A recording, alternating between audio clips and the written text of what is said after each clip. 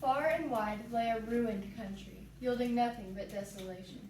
Every green leaf, every blade of grass and blade of grain was as shriveled and poor as the miserable people. Everything was bowed down, dejected, oppressed, and broken. Charles Dickens, A Tale of Two Cities. The French Revolution devastated the country. The revolution began in the year 1789 and lasted until the year 1815. During this time, the peasants and commoners of France, who made up 98% of the population, turned against the upper class. In what is considered one of the bloodiest revolutions in history, France was forced to completely change its social system. The French Revolution was a bloody stain in history caused by a suffering lower class exterminating an oppressive upper class. The French Revolution occurred because of numerous problems. These problems were brought about by things such as social circumstance, social inequality, economic reasons, religious discontent, demographic and natural calamities, and the enlightenment of the Third Estate. The King of France, Louis XVI, was an extremely weak and easily influenced king. The bourgeoisie, otherwise known as the upper class, used him as their puppet to cater to their desires. At this time, France was in tremendous debt from funding the American Revolution a few years prior. However, the bourgeoisie were unwilling to sacrifice their prodigally extravagant events and parties in order to save money, so they pulled the strings to make the king heavily tax the Third Estate, which was the lower class in feudalist French society. The Third Estate was already struggling financially, and these heavy taxes only added to the strain. The Third Estate insisted that this new taxing system was unfair and called for the bourgeoisie to be taxed as well. Of course, the bourgeoisie refused to pay taxes. They wished to continue funding their lavish lifestyle off the backs of the poor. This system was unmercifully beating the Third Estate into the ground. Nonetheless, the Third Estate was not so easily beaten. They began to be filled with ideas of democracy, citizenship, and individualism, which fueled them to fight for change. This enlightenment is similar to how Harriet Beecher Stowe's Uncle Tom's Cabin enthralled the minds of slaves across the country with the thought of freedom, while exposing the rest of the world to the evils of slavery. These are a few of the many causes leading up to the French Revolution. Before the French Revolution officially began, the Estates General, an assembly of people representing the French estates, convened for the first time in almost 200 years. The purpose of this meeting was to determine how votes were to be counted, by estate or by citizen.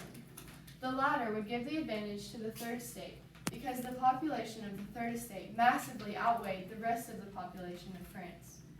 Even so, the bourgeoisie wanted to maintain their control, so they moved toward voting by estate.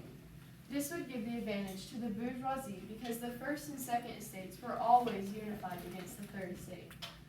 The Third Estate recognized the unimportance of their voice and threatened to break off from the other two estates.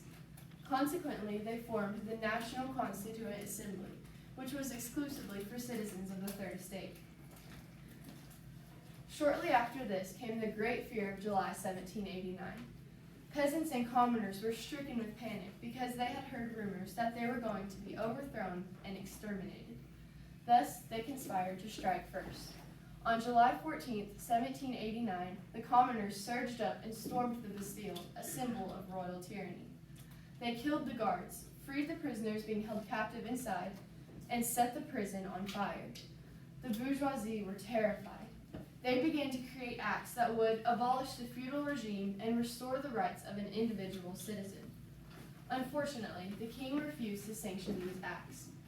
The National Constituent Assembly attempted to establish a regime where the legislative and executive powers were shared between an assembly and the monarch. But again, the king, unwilling to relinquish his power, refused to accept this. He then fled, fearing for his life, but was caught and returned to Paris. On January 21, 1793, Louis XVI was executed, and his wife, Marie Antoinette, met the same fate 9 months later. The monarchy was abolished, and in its place rose the Republic of France. Following this, 17,000 supposed enemies of the revolution were executed without trial, and around 10,000 more died in prison. Thus ended the French Revolution. Although the French Revolution itself had ended, the effects of it rocked the nation. the social and political structure completely changed. The French monarchy, along with feudalism, was abolished, and political power was taken from the Catholic Church. Trade and market became the driving force of society, and capitalism blossomed. The French Revolution not only impacted France, but it also inspired countries around the world. Belgium, Poland, Venezuela, and other nations sought to gain independence. Europe was motivated to rid their nation of feudalism as well. The French Revolution affected not only the people of France, but many other countries as well. In conclusion, the French Revolution was a massive ordeal that affected the entire world. The oppressed lower class of France rose up to rid the nation of the tyranny of the upper class. As a result, the feudalist French society was turned to capitalism, and the monarchy was abolished. Many countries were then inspired to have their own revolutions. From 1789 to 1815, a nation was broken down, turned upside down, and eventually rebuilt. Thank you. All right, any questions for Mrs. Crockett?